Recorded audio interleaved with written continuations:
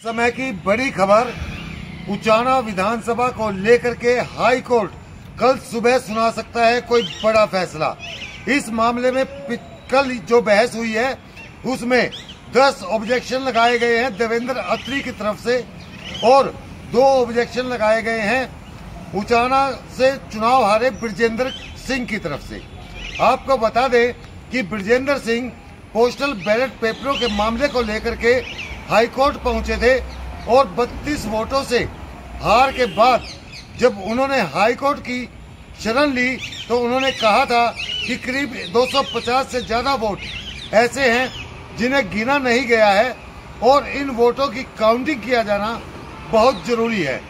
कल जो ऑब्जेक्शन लगाए गए, देवेंद्र अत्री ने जो ऑब्जेक्शन लगाए हैं उनमें सबसे बड़ा ऑब्जेक्शन यह है कि बाकी किसी उम्मीदवार ने आपत्ति दर्ज नहीं करवाई है। एक अपने आप में बड़ा कमाल, यानी कि अगर कोई दूसरा कैंडिडेट जो तीसरे चौथे पांचवें नंबर पर है वो आपत्ति दर्ज नहीं करवाता है तो देवेंद्र अत्री कहते हैं कि ब्रजेंद्र सिंह को भी आपत्ति दर्ज करवाने का अधिकार नहीं है।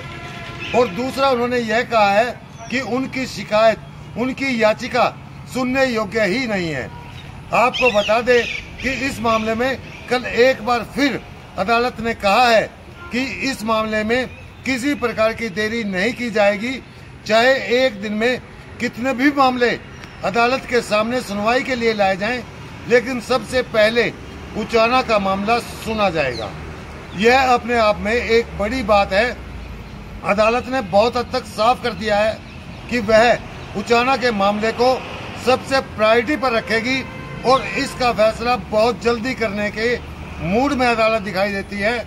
अदालत का फैसला क्या होगा यह समय बताएगा, लेकिन फिलहाल हम आपको बता दें कि कल अदालत इस मामले में दोनों वकीलों की बहस सुनने के बाद इस मामले में कोई बड़ा फैसला सुना सकती है, जिसमें हालांकि यह इंटरिम फैसला होगा, इसका कोई ज्यादा असर इस पे पड़ने वाला नहीं है, लेकिन फिर भी इसके बाद अदालत इस मामले में नियमित सुनवाई की तरफ भी बढ़ सकती है।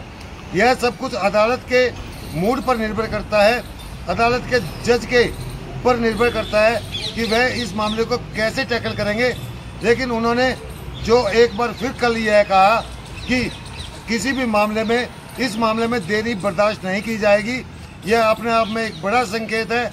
और यह इस बात का भी संकेत है कि अदालत इस मामले को बहुत जल्दी सुनने और इसका फैसला करने के मूड में दिखाई देती है और उचाना के लोग भी चाहते हैं कि इसका फैसला जो भी हो वह जल्दी आए, ताकि उन्हें पता चले कि इस यहाँ का विधायक ब्रजेंद्र होगा या देवेंद्र अत्री बने रहेंगे।